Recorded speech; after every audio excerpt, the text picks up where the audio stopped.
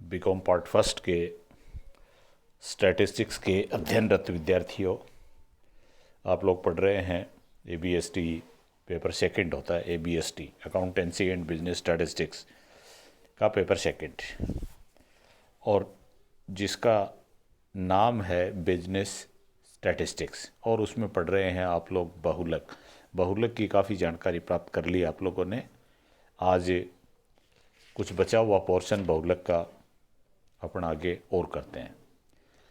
कल आप लोगों ने ये देखा कि अगर संचयी आवर्ती बंटन दे रखा है तो बहुलक किस तरह से ज्ञात करें, तो ये कल देखा। आज अपन देखेंगे कि अगर मिड पॉइंट्स दिए हुए हों, मिड पॉइंट को कहते हैं हिंदी में मध्य मूल्य, और इंग्लिश में इनको कह सकते हैं सेंट्रल साइज। मिड वैल्यू भी कहते हैं, सेंट्रल साइज भी कहते हैं। मिड मानी 20 का, मिड वैल्यू मानी 20 का मूल्य, सेंट्रल साइज मानी भी 20 का मूल्य। सेंट्रल साइज को कह सकते हैं केंद्रीय मूल्य, और केंद्रीय मानी एकदम 20 का, जो सेंटर में हो, जो केंद्र में हो। तो इस तरह से आप लोगों को अगर मिड वैल्यू दे रखे हैं या ये लिखा हुआ सेंट्रल साइज, और फिर आपसे बहुलक की गणना करवाते हैं, तो इसका मतलब ये है कि वो श्रेणी है अखंडित श्रेणी है, और आपको दे रखे हैं मध्य बिंदु और बहुलक ज्ञात करना। तो ऐसी श्रेणी में बहुलक ज्ञात करने के लिए आप लोगों को सबसे पहले काम करना होता है कि जो मध्य मूल्य दे रखे हैं उनसे वर्ग बनाएं। वर्ग बनाएंगे तो वो श्रेणी बन जाएगी एक अखंडित श्रेणी। प्रश्न इस तरह से दे रखा है, आपको स्क्रीन पर दिखेगा। और जो दे रखा है, सबसे पहले ये कहा गया बहुलक ज्ञात कीजिए, find out mode. Central size दे रखे हैं 1 2 3 4 5 6। ये पहली पंक्ति में लिखा हुआ है, और इसके जस्ट नीचे है फ्रीक्वेंसी। पंक्ति के आकार से अपन प्रश्न को जब हल करते हैं तो उसको कॉलम के रूप में लिख लेते हैं। तो ऐसा ही अपन करेंगे। तो फ्रीक्वेंसी भी दे रखी है, फ्रीक्वेंसी है 4 8 20 16 10 और 6। इस फ्रीक्वेंसी को देखने से, फ्रीक्वेंसियों के आधार पर आप लोग ये पता कर सकते हैं कि ये श्रेणी नियमित है कि नहीं। और नियमित आपको पता है, नियमित श्रेणी में आवर्तियाँ बढ़ेंगी धीरे धीरे, लगभग बीच में अधिकतम होंगी और फिर धीरे धीरे कम होती जाएंगी। ऐसी परिस्थिति है। तो सबसे अधिक जो आवर्ती है उसके सामने का जो भी वर्ग होगा वो बहुलक वर्ग होगा, और उस बहुलक वर्ग में से अपन बहुलक ज्ञात करेंगे। यहाँ सबसे बड़ी आवर्ती, चूँकि ये नियमित श्रेणी हो गई है, और सबसे बड़ी आवर्ती 20 है, और 20 के सामने सेंट्रल साइज है 3। 20 के सामने वर्ग नहीं है, केंद्रीय मूल्य है। इन केंद्रीय मूल्यों से अपने को वर्ग बनाने पड़ेंगे। तो वर्ग बनाने के लिए सेंट्रल साइज सबसे पहले 1 2 3 दे रखा है। अपने को ये पता लग चुका है कि बहुलक है वो सेंट्रल साइज 3 का जो वर्ग बनेगा उसमें बहुलक है। तो पहले तो आप ये जो सेंट्रल साइज दे रखे हैं, मध्य बिंदु या मिड पॉइंट दे रखे हैं, इनसे वर्ग बनाएंगे। और वर्ग बनाने का तरीका आप लोगों को बहुत पहले ही बताया जा चुका है कि मध्य मूल्य से जब वर्ग बनाते हैं तो शुरुआत जब आप करेंगे तो पहला मध्य मूल्य और दूसरा मध्य मूल्य, इनका अंतर देख लो और अंतर का आधा कर दो। 1 और 2 का अंतर देखा, 1 और 2 में अंतर होता है 2 - 1 बराबर 1, और 1 का आधा कर दो, आधा हो गया 0.5। 0.5 को एक बार उसी मध्य मूल्य में घटा दें और एक बार जोड़ दें। जैसे 1 में से घटाएंगे तो 0.5 आ गया, और 1 में 0.5 जोड़ेंगे तो 1.5 आ गया। तो पहला वर्ग बन गया 0.5 से 1.5। इसी तरह से फिर कड़ी से कड़ी जुड़ती जाएगी। पहले वर्ग की जो L2 होगी वो अगले वर्ग की अपने आप L1 बन जाएगी। तो अगला वर्ग शुरू होगा 1.5 से 2.5। आप इसको ऐसे भी कर सकते हो, हर एक मूल्य जो मध्य मूल्य दे रखा है उसमें 0.5 घटा दो, 0.5 जोड़ दो। जैसे 2 में से अपन घटाते हैं 0.5 तो 1.5 आता है, जोड़ते हैं तो 2.5 आता है। तो इसी तरह से वर्ग बन गया 1.5 से 2.5। लेकिन अगर वर्गों में सब में अंतर समान है तो आप लोग ये कर सकते हैं कि एक बार एक पहला वर्ग बना लें और फिर आगे के वर्ग अपने आप जुड़ते जाएंगे। पहला वर्ग जो बनेगा उसमें एक L1 है, एक L2 है, तो पहले वर्ग की जो L2 है वो अगले वर्ग के लिए L1 बन जाएगी। और अंतर सब में बराबर बराबर, चूंकि एक एक का है तो एक एक के अंतर से वर्ग बन जाएंगे। 1.5 से 2.5, 2.5 से 3.5, 3.5 से 4.5, 4.5 से 5.5 और लास्ट का वर्ग बनेगा 5.5 से 6.5। इस तरह से ये वर्ग बन गए। आपने मध्य मूल्यों से वर्ग बनाए और फ्रीक्वेंसी इनके सामने दोबारा से लिख दो, फ्रीक्वेंसी वो की वो ही रहेंगी। और एक काम ये कर लें कि अपने को पता है कि बहुलक वर्ग कौन सा है, तो बहुलक वर्ग है वो तीसरा है। शुरू से जब वर्ग बनाए अपन ने, उससे पहला, दूसरा, तीसरा जो वर्ग है वो बहुलक वर्ग का है। बहुलक वर्ग के सामने की आवर्ती होती है उसको आप लिख सकते हैं F1, और उस बहुलक वर्ग से जस्ट पहले की आवर्ती को लिखेंगे F0, और बहुलक वर्ग के जस्ट बाद यानी 3.5 से 4.5 इसको लिखा अपन ने F2। 3 F लिखने होते हैं, F0, F1, F2। F1 होता है बहुलक वर्ग के सामने की आवर्ती, F0 होता है उससे जस्ट पहले की आवर्ती, F2 होता है उसके जस्ट बाद की आवर्ती। ये इसलिए लिखे हैं कि अपने को बाद में अभी डेल्टा की गणना करनी है, delta 1 and delta 2।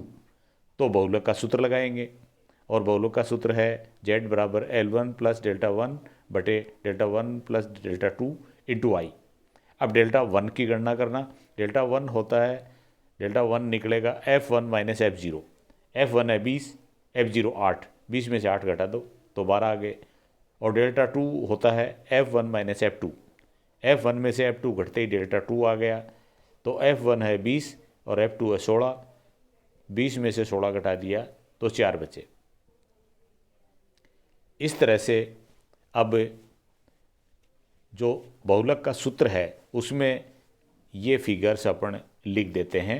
L1 plus L1 है 2.5, L1 मतलब बहुलक वर्ग की L1 प्लस डेल्टा 1 आया 12 बटे डेल्टा 1 प्लस डेल्टा 2 12 प्लस 4 और इंटू आई है वर्गों के बीच में अंतर, तो वर्गों के बीच में अंतर है 1 का, तो इंटू 1।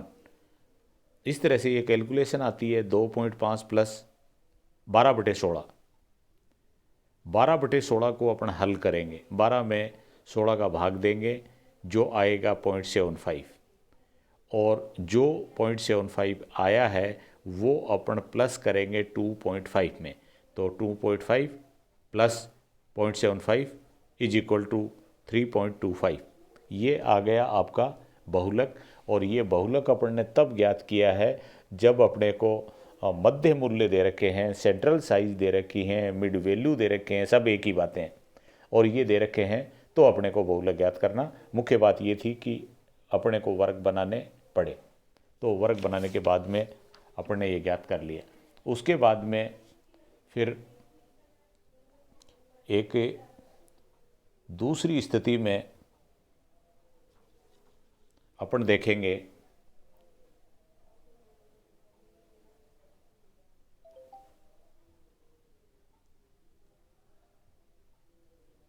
दूसरी स्थिति आ रही है आपकी असमान वर्गांतर होने पर। अभी तक के जो वर्गांतर अपन ने जस्ट पहले सवाल किया है उनमें सब में वर्गांतर समान थे, लेकिन जब बहुलक का अपन ने चैप्टर शुरू किया उस टाइम आपको ये बता दिया था कि बहुलक की गणना के लिए अगर असमान वर्गांतर हैं तो उनको समान वर्गांतरों में बदलने की कोशिश करनी चाहिए। जहाँ तक संभव हो वहाँ तक समान वर्गांतर में बदल लेना चाहिए। और फिर वो कोशिश अगर कामयाब नहीं होती है तो फिर वो कोई बात नहीं है। लेकिन सबसे पहला काम ये है कि असमान वर्गांतर अगर दे रखे हैं तो उनको समान करने की कोशिश करनी चाहिए। ये अपन अब देखने जा रहे हैं। इससे संबंधित एक प्रश्न दे रखा है जिसमें पहली पंक्ति के रूप में लिखा हुआ साइज, और साइज आपको पता है साइज का मतलब होते हैं वैल्यूज, या इसको कह सकते हैं अपन एक्स, कैपिटल एक्स। और इस तरह से वर्ग दे रखे हैं 0 से 3, 3 से 5, 5 से 10। कड़ी से कड़ी जुड़ रही है, हर एक L2 अगले वर्ग की L1 बन रही है।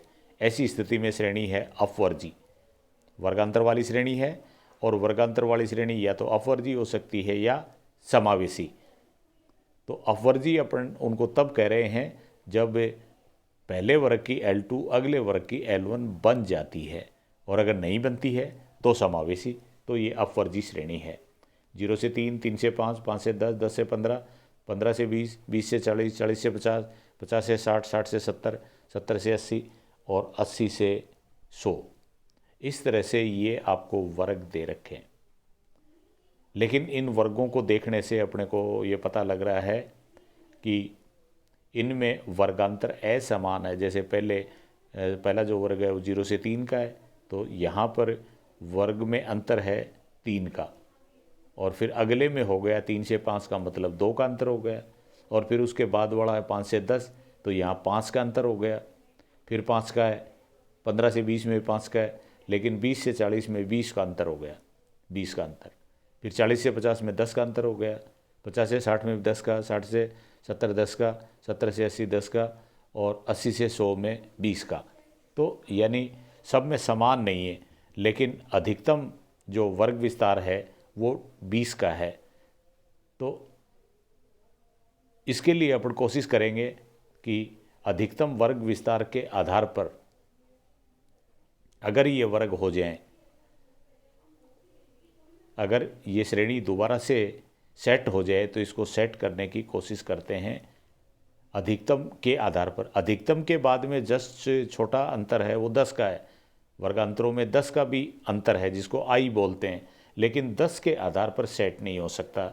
10 के आधार पर सेट करोगे तो फिर इसमें 20 से 30 का नहीं दे रखा है, तो 20 से 30 का वर्ग नहीं बन सकता।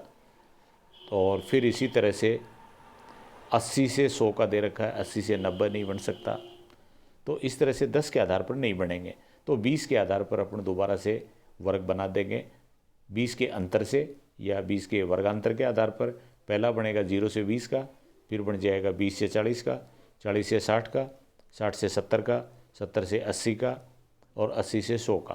तो इस तरह से ये वर्ग दोबारा से सेट हो जाएंगे। लेकिन जैसा कि प्रश्न दे रखा है उसकी जो आवृत्तियाँ दे रखी हैं वो सबसे पहले 0 से 3 की दे रखी हैं, फिर 3 से 5 की दे रखी हैं, और 5 से 10 की दे रखी हैं, 10 से 15 की दे रखी हैं, और 15 से 20 की। जब अपन दोबारा से वर्ग बना रहे हैं तो पहला वर्ग बनता ही अपना 0 से 20 का है।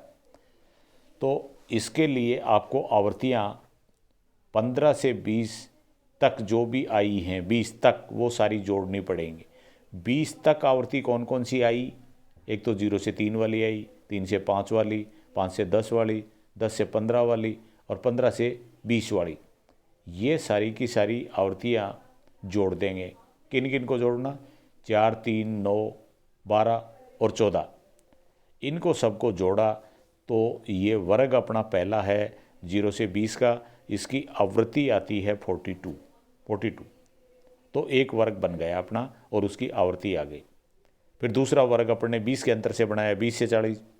अब 20 से 40 में आवृत्ति दे रखी है पहले से ही 55, इसमें कोई छेड़छाड़ करने की आवश्यकता नहीं है। 20 से 40 का वर्ग भी दे रखा है, उसकी आवृत्ति भी दे रखी है। और फिर उसके बाद में अब की बार करना पड़ेगा। अब की बार अपना जो है वर्ग वो है 40 से 60 का, लेकिन प्रश्न में जो दिया हुआ है वो 40 से 60 के बीच में 2 हैं, 40 से 50 भी है, 50 से 60 भी है, और दोनों की आवृत्ति 15 और 8 है। तो इसलिए 15 और 8 दोनों जोड़ देंगे और ये आवृत्ति बन जाएगी 40 से 60 की। तो 40 से 60 की आवृत्ति हो गई 23, और फिर 60 से 80 की, 60 से 80 की 13 + 3 16 और 80 से 100 की 2। इस तरह से दोबारा से वर्ग बना दिए, दोबारा से आवर्तियाँ सेट कर दी, और बहुलक वर्ग कौन सा है ये आवर्तियों को देखने से तय हो रहा है। पहले आवर्ती आई 42, फिर आवर्ती 55 और फिर कम होती जा रही हैं 23, 16 और 2। तो बहुलक वर्ग अधिकतम आवर्ती के सामने का वर्ग होता है, अधिकतम आवर्ती आई 55, 55 के सामने का वर्ग 20 से 40। तो आप नीचे लिख देंगे निरीक्षण से बहुलक वर्ग बराबर 20 से 40, और 20 से 40 के सामने फ्रीक्वेंसी है 55। इसके आगे ब्रैकेट लगा के आप लिख देंगे F1। बहुलक वर्ग के सामने की जो आवृत्ति होती है उसको अपन F1 कहते हैं, और उससे पहले वाली आवृत्ति 42 है, उसके लिए 42 के आगे ब्रैकेट में लिख दो F0, और फिर बहुलक वर्ग के जस्ट बाद की आवृत्ति 23 है, जिसके लिए लिख देंगे अपन F2। तो ये लिख दिया अपन ने F0, F1, F2, जो डेल्टा 1 और डेल्टा 2 की गणना करने के काम में आएंगे। अब उसके बाद में तय हो गया कि बहुलक वर्ग है वो 20 से 40 है। 20 से 40 अगर है तो सूत्र के द्वारा अपन निकाल देंगे। तो सबसे पहले तो काम होगा सूत्र लिखने का, और सूत्र है Z बराबर L1 + डेल्टा 1 बटे डेल्टा 1 + डेल्टा 2 × I। ये सूत्र लिखा। सूत्र के बाद में डेल्टा की गणना करेंगे अपन, delta first and delta second. Delta first है F1 - F0, 55 - 42, 55 - 42 बराबर 13। ये तो डेल्टा 1 आ गया। और डेल्टा 2 बराबर लिखेंगे, डेल्टा 2 बराबर 55 में से 23 घटा के 55 - 23 बराबर 32। तो डेल्टा 1 भी आ गया, डेल्टा 2 भी आ गया, सूत्र भी लिख दिया। अब ये चीज़ें सारी सूत्र में फिल कर देंगे। Z बराबर 20 प्लस L1 प्लस, और L1 है 20 प्लस 13 बटे 13 + 32 × 20। 20 प्लस, आपको कैलकुलेशन बहुत सावधानी से करनी है, गलती नहीं करनी है। 20 प्लस, 20 में प्लस करने, क्या करने हैं, ऊपर की साइड में दे रखा है 13 और × I किया हुआ 20। 13 और 20 को गुणा कर दो, 13 और 20 को मल्टीप्लाई करेंगे तो 260 आ गए।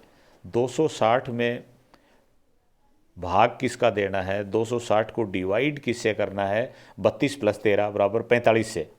तो ये बन गया 260 बटे 45। अब आप ये करेंगे 260 में 45 का भाग देंगे, और जो भागफल आएगा उसको 20 में जोड़ देंगे। तो उत्तर आया 20 + 5.78 = 25.78। तो इस तरह से ये सवाल आपका कंप्लीट हो जाता है। और अब मैं नहीं समझता कि बहुलक के संबंध में आप लोगों को किसी तरह की कोई दिक्कत आएगी। आप अलग अलग टाइप के जो प्रश्न और उदाहरण दे रखे हैं उनसे प्रैक्टिस करते रहिए। और एक बात ये कह दूं कि श्रेणी अगर आपको डिसेंडिंग ऑर्डर में दे रखी है तो आगे अपन बहुत सारे काम करने हैं। तो डिसेंडिंग ऑर्डर में श्रेणी है तो आप उसको असेंडिंग ऑर्डर में बदल लें, और बदलने के बाद ही आगे का काम करेंगे। Thank you.